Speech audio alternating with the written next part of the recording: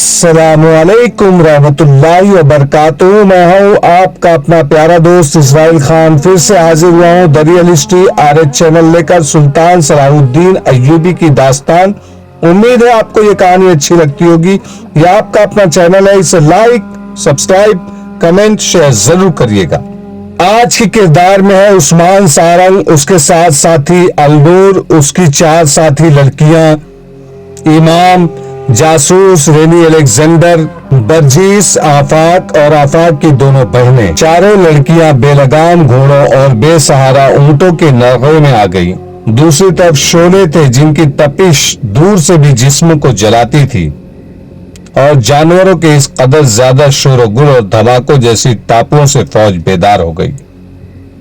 مغویہ لڑکیوں کو دلہن بنا دیا گیا تھا۔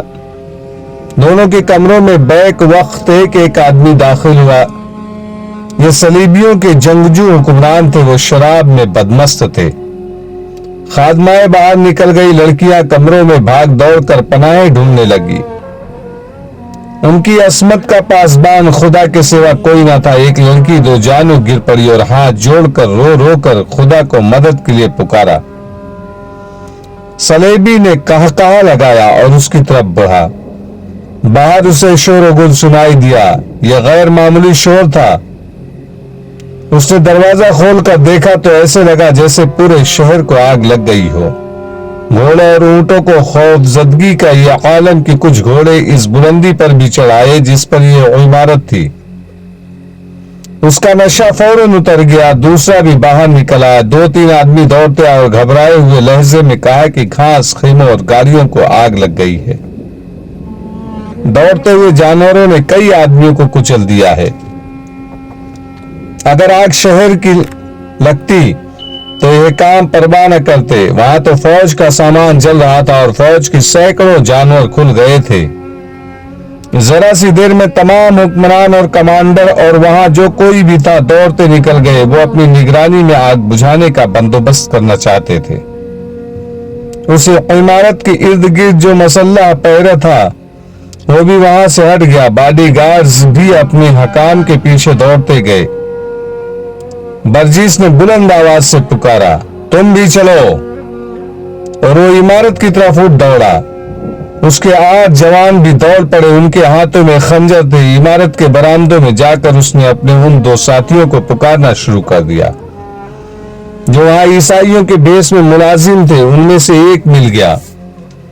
اس نے برجیس کو پہچان لیا۔ برجیس نے اس سے پوچھا کہ آج جو لڑکیاں یہاں لائی گئی ہیں وہ کہاں ہے؟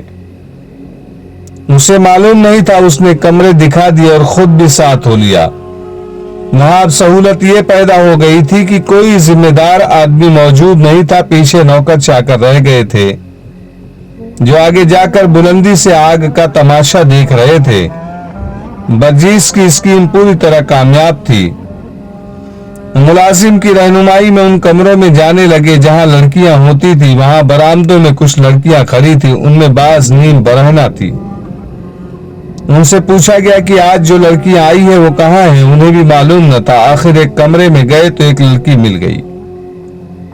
وہ کمرے میں دبکی ہوئی تھی۔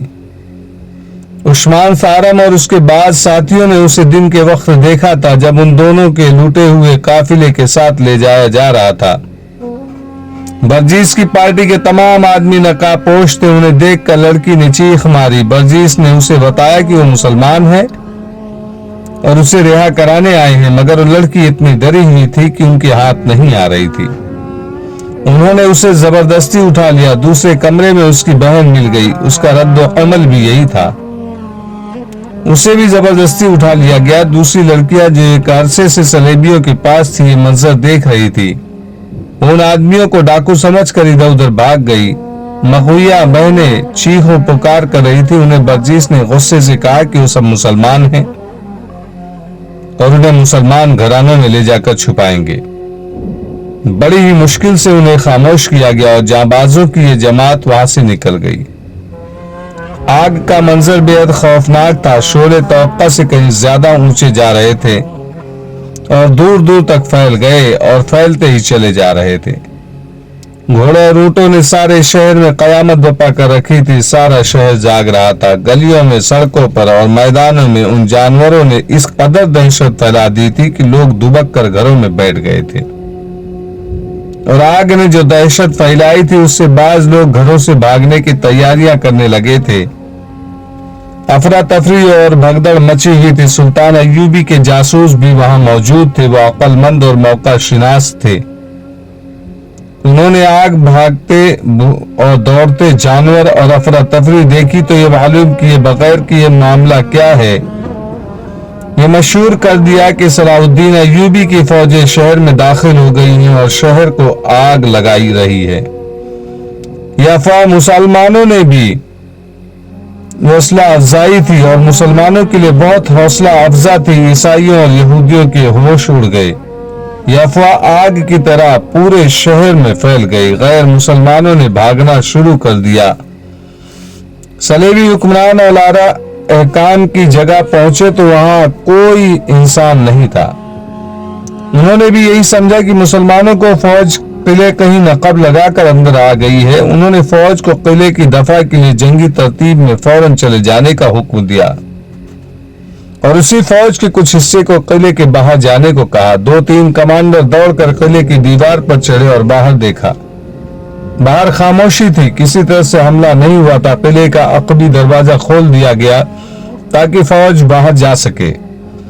रात के वक्त किले का दरवाजा नहीं खोला जाता था, लेकिन उस ख्याल से दरवाजा खोल दिया गया कि सुल्तान अय्यूबी का कोई जांबाज दस्ता अंदर आ गया है जिसने भगदड़ मचा दी है। ये बाहर के हमले का पेश खेमा था। फौज आ रही होगी। इस फौज को शहर दूर रोकने के लिए सलेबियों ने रात को ही फौज बाहर भेज दी और दरवाजा खोलने का खतरा मोल ले लिया। ये फैसला दरअसल घबराहट में किया गया था और ये गलत फैसला था। बाज गैर मुस्लिमों ने जो अकबी दरवाजे के करीब थे देख लिया कि दरवाजा खुल गया है। वो अंधाधुंध दरवाजे की तरफ भागे। उन्हें देखकर दूसरे शहरी भी उनके पीछे गए। वहां से फौज गुजर रही थी। शहरियों का सैलाब आ गया जिसे कोई न रोक सका। आग फैलती जा रही थी। घोड़ा गाड़ियों के करीब ही रसद की बोरियों के अंबार थे। बहुत सा दीगर इक़साम का सामान भी पड़ा था। आग पर काबू पाना जरूरी था, मगर पानी की किल्लत थी। न कोई तालाब था, न कोई नदी। शहर में थोड़े से कुएं थे, लेकिन पानी लाने वाला कोई न था। शहरी घरों में छुप गए थे या भाग रहे थे। ये काम फौज कर सकती थी। फौज की कुछ नफरी को बुला लिया गया और उसके साथ ही किसी को इन मुसलमान कैदियों का ख्याल आ गया जो बेगार कैंप में पड़े हुए थे। फौरन हुक्म दिया गया कि कैदियों को इसे अक़वान के साथ ले आओ कि वो आग पर काबू पाले तो उन्हें सुबह के वक्त रिहा कर दिया जाएगा। कैदी बाहर के शोर से जाग उठे थे और संतरी उन्हें डंडे मार मार कर सो जाने को कह रहे थे। इतने में हुक्म आ गया कि कैदियों को पानी लाने और आग पर फेंकने के लिए ले चलो। रिहाई का ऐलान भी किया गया। उनमें आफाक भी था। उसका जिस्म ठंडा होकर और ज्यादा दुखने लगा था। उसने एक कैदी से कहा, सलेबियों की सारी सल्तनत जल जाए, मैं आग बुझाने नहीं जाऊंगा। पागल न बनो, एक कैदी ने उसे कहा। इन लोगों ने कह दिया है कि आग बुझाओ और कल रिहा हो जाओ, लेकिन ये धोखा है। ये काफिर झूठ बोलते हैं। तुम हमारे साथ चलो और भाग निकलो। हम नहीं भाग सकते क्योंकि ये लोग हमारे घरों से वाकिफ है। तुम निकल जाना। जाऊंगा कहाँ? कैदी ने उसे अपने घर का पता बताकर कहा, मैं कोशिश करूंगा कि मौका महल देखकर तुम्हें अपने घर पहुंचा दूं, लेकिन वहां ज्यादा दिन न रुकना क्योंकि सलेबी मेरे सारे कुंबे को सजा देंगे। कैदियों को सलेबी ले गए और उन्हें तकसीम करके मुख्तलिफ कुओं पर ले जाया गया। फौजी पानी निकाल रहे थे। कैदियों ने मशकीज़े उठाना शुरू कर दिए। वो दौड़ दौड़ कर जाते और आग पर पानी फेंकते थे। 1-2 चक्करों में संतरी उनके साथ रहे, मगर ये मुमकिन नहीं था कि कैदी और फौजी गुडमुड हो गए। किसी को किसी का होश न रहा। सलेबी कमांडर घबराहट में सबको गालियां दे रहे थे। इतने में घोड़ों का डरा हुआ रीवर दौड़ता आया। आग बुझाने वाले कैदी और फौजी उनकी जद में आ गए। सब इधर उधर भाग उठे। बाज कुचले भी गए और उससे फायदा उठाते हुए आफाक को वो पुराना कैदी अपने साथ ले गया। मुसलमानों को कोई खतरा नहीं था। वो खुश थे कि मुसलमान फौज आ गई है। قیدی اپنے گھر میں داخل ہوا، اس کا سارا خاندان جاگ رہا تھا، اسے دیکھ کر سب بہت مسرور ہوئے، لیکن اس نے آفات کو ان کے حوالے کر کے کہا، اسے چھپا لو اور جلدی شہر سے نکال دینا، میں نہیں رک سکتا۔ سلیبیوں نے